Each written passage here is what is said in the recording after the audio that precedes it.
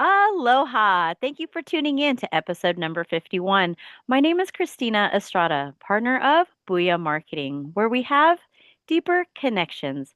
Today, our returning honored guest is Suzanne Kellner-Zinck with 30 plus years of experiencing working in mental health, specializing in holistic healing through hypnosis, helping clients quickly address the root causes of emotional illness when traditional mental health approaches have failed. Public speaker, author, podcaster, a mover and a shaker, setting souls free to live their purpose on purpose. How are you, Suzanne? Very happy to finally be able to be on here. We had a few problems, folks, but we made it happen despite all these things. Persistence is the way it has to go. Run, right? So, okay, so today we're going to be talking about why it is imperative for mental health providers specializing in treatment of anorexia and bulimia have training. Well, they need specialized training. Mhm. And there's a lot of reasons for this. And I'm going to take some information off a paper I wrote for school. I'm in a doctoral program in psychology to do the empirical testing of the training that I developed in my instructional design and technology course at the same university. So Ugazio and Felon, 2025, state the following. Listen up very carefully because it's pretty scary stats, actually. Approximately 40% of the individuals undergoing treatment for eating disorders, and we're talking about anorexics and bulimics specifically, do not complete their full therapeutic program. 40%. The Wow. dropout rate increases to 50% among anorexic patients receiving inpatient care. Unfortunately, even among those who complete the treatment, 20% develop chronic illness characterized by frequent relapses and repeated hospitalizations. So we have to ask ourselves why it is that this is happening. Because if the treatment worked, these stats would not be this abysmal. This is not treatment, this is failure. Mm. And there's a lot of reasons for this, actually. I started working with clients, well, they came to me. The first one, Carolyn, she was she's a beautiful young woman, 29 years old, 5'9", beautiful bikini body. Swear to you. She had these really beautiful blue eyes. She was sitting in my recliner one day, and I asked her the following question. Would you like to be a non-anorexic for the rest of your life? Because all it means is that you're not the having the thoughts of doing the behaviors of an anorexic. And you can make that happen if you want to. It's up to you. She looks at me as if I'm totally crazy because all she heard and all her treatment patient programs that failed her miserably was that she'd have to manage her symptoms and she would never be able to overcome this illness. Mm. Now, this happens a lot with all different kinds of mentally ill people. When we're dealing with anorexics in particular, I mean, bulimics are a little bit different. Anorexics are very fragile people. And it is because they have developed these problems because of emotional trauma they suffered, usually in their households. I don't give a damn what anybody else says. Every single of my clients said the same damn thing. So I'm not going to sit here and say they're wrong. They've been not listened to long enough. So this is the reality. Many times it runs in the family. The mom can have anorexia. I've had a few clients whose mothers are anorexic, and I had one client, not this particular one, years later, who when she was a kid would hide herself in the pop up, I don't know, tent trailer thing. You know how they have those things for hiking, or not hiking, but camping, and go eat her mom's yogurt there. Her mother was never eating the yogurt, but she wanted to hide because she didn't be yelled at by her mother for eating the yogurt. Seriously. Wow. She was like 10 years old at the time. I mean, she wasn't 10 when she was working with me. She was a grown woman, but this was a memory that she had. And it's kind of craziness that they're dealing with. Now, the other problem is, sadly, my interest began with anorexia basically when I was 12 years old. My oldest sister, Carrie, is 5 years older than me, had a best friend who was a neighborhood kid, Lori Gilman. And Lori Gilman was raised in a family where perfectionism was the only thing. If you went into the house, it was sterile clean. It was ridiculous. How can you play and have a good time, even in a playroom, if everything has to be perfect? It was just crazy. In any case, Lori went to nursing school at Duke University when she was 17 years old. I believe she was 17 when she started, maybe 18. I don't know. It was back in 1973 or so. And she came home for the winter break and over Christmas vacation. My sister Carrie was repainting her bedroom from lavender to a light blue color. Now, the thing about this whole scene is that I was looking at Lori and her jeans were falling off her. She was so thin. She was like a skeleton at this time. Sadly, her parents ignored the problem, sent her back to Duke to finish her first year. She contracts pneumonia, and she dies of pneumonia because her body was so malnourished, the immune system was so decreased that it couldn't fight off the pneumonia, and she died this way. Wow. So when my clients came to me, actually, Carolyn, she told me that she saw a smoking cessation brochure at Harvard University where she was taking classes. And she was saying, to herself, I have these same kind of impulsive compulsive things going on. I can't stop doing these behaviors. Maybe this will help me, working with a hypnotist. And that's what she told me. And the bottom line is that hypnotism works really well with these folks because most of them who are going to go into treatment are very young. Their prefrontal cortex is not fully developed, so they're in hypnosis 24/7. And even for the older ones, like the other client I was telling you about who had the issue of hiding the yogurt, well, they're in the hypnotic state while they're actually doing their self-harming behaviors, which is really quite interesting. Mm-hmm. In fact, I'm trying to find, there's a thing here that, okay, that's not what I'm looking for exactly, but suffice to say, there is research that backs it up. Codman is one of them, who talks about the hypnotic state being useful in hypnosis because they're already in the hypnotic state while they're doing these things. So why not use it to help them heal? And that's exactly what I found. They get very talented at the hypnotic state, right? If they're using it all the time to self-injure themselves, and they're in that altered state. And that's what I actually was able to do to help them heal in the hypnotic state. And actually, many of these kids have been sick so long, they don't even know what their compelling future is. So like the way that I work, if you listen to any of my previous interviews with Christina, is there's really a framework. And the framework is this. And it's very beautiful, actually. I can't take credit for it. It's due to Tad James. He was my NLP trainer. Actually, his son was my trainer, but he took all the stuff from his dad. So in any case, the whole idea is to get your positive learnings from your past. You live in your present and you create your future the way you want it. So that's your compelling future.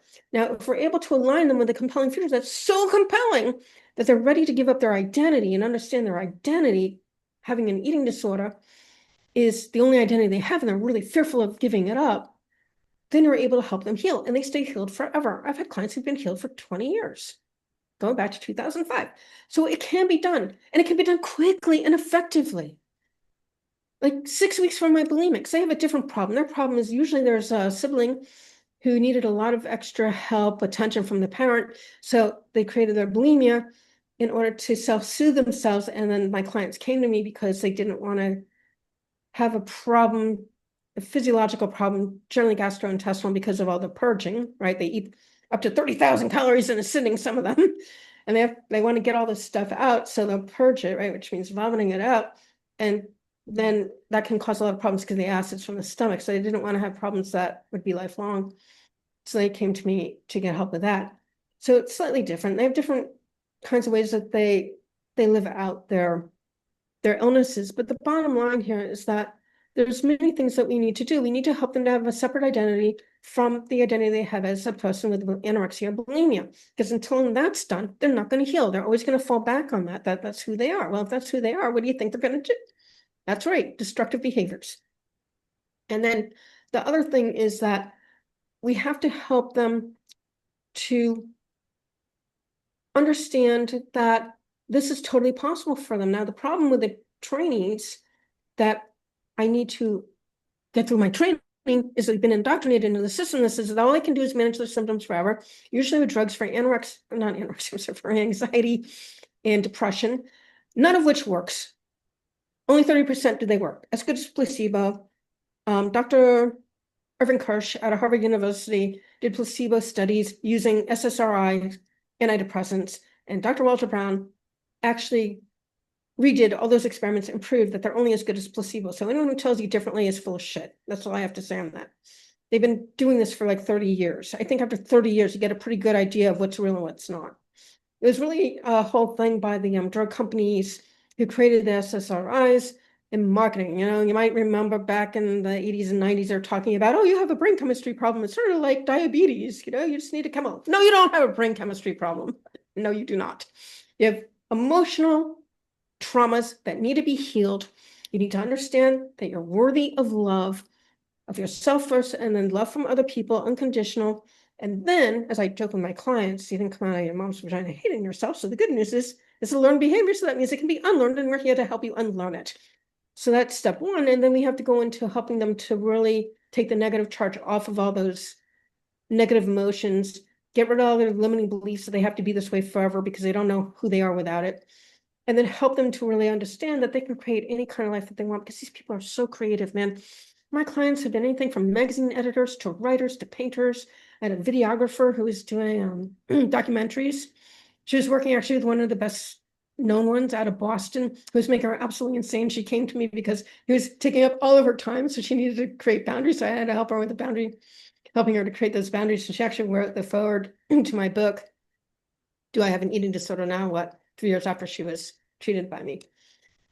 There isn't any treatment program that can say that they have people who have been healed and don't ever look back again. They don't have that because they're not dealing with the real cause of the problem. They're dealing with the symptoms. The symptoms are they're not eating enough, or they're eating too much, or cutting themselves, or causing all kinds of chaos with perfectionism and people-pleasing behavior, which they learn how to do when they're young because it's not a safe environment that they were growing up in. So they learn to people please so they don't get yelled at by their overworked father, alcoholic, or depressive mom, or whatever the hell's going on in the family system. As far as I'm concerned, that's what I saw with my clients. Mm. You know, the people might have different stories. Those are stories mine told me. And so we need to understand these things, and we can help them. And the training is really, in order to train the state licensed mental health providers who say they're specialists in helping anorexics and bulimics with their eating disorders. Well, I have all of this to tell you. You're not specialists in anything other than killing them, because too many of them die. We're losing 52 an hour as a statistic. So why don't we get real and understand that we need to go about it a different way? Because there's actually no empirical evidence to prove that what they're doing is helping them anyway. None, zero, none. Which is true of a lot of stuff in psychology and psychiatry, by the way. They're always into these empirical studies and these empirical findings and all this research. It doesn't exist on most of the shit they talk about. It doesn't exist. I'm sorry, it doesn't exist. Because the issue here is, if you think about it logically, you're talking about how a person's thinking. So tell me, how do you know what they're thinking or not thinking, what they're going to do or not do, unless you're a mind reader? And these people are not mind readers. I've only met one psychic ever in the world of hypnosis. There's a lot of people say they're psychic. I met one who actually was psychic. She did some really crazy work with me a long time ago. She was from Persia,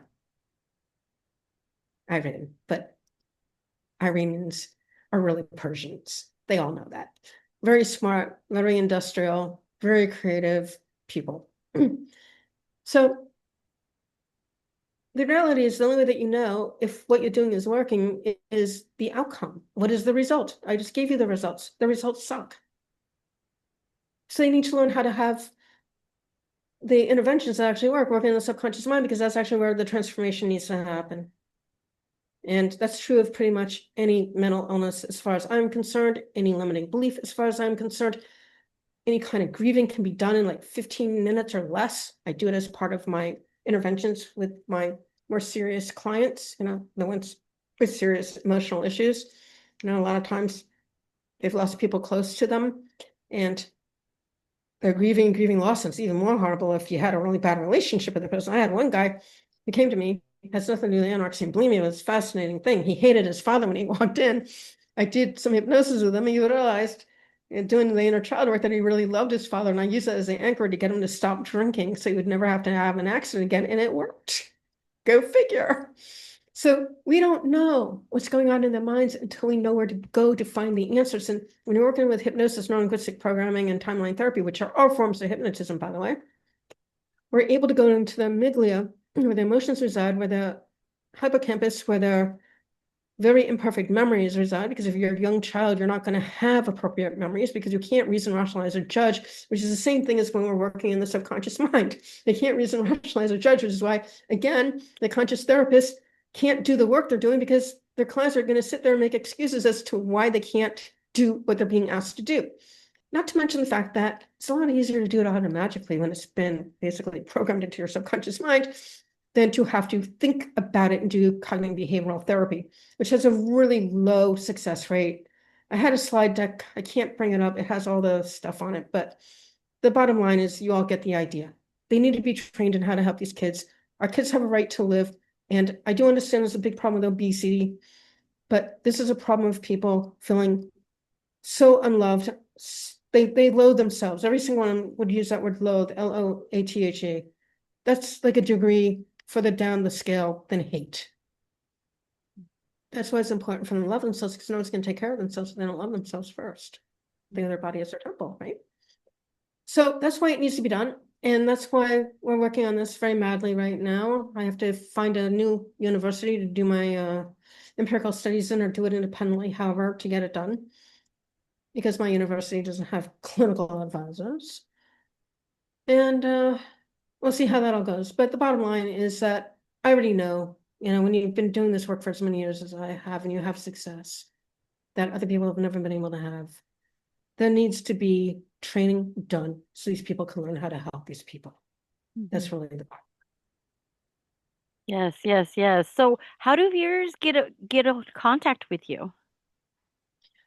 They can email me at Suzanne@dawningvisions.com, but use some asterisks and write the purpose of why you want to contact me in the subject line so I know what that is.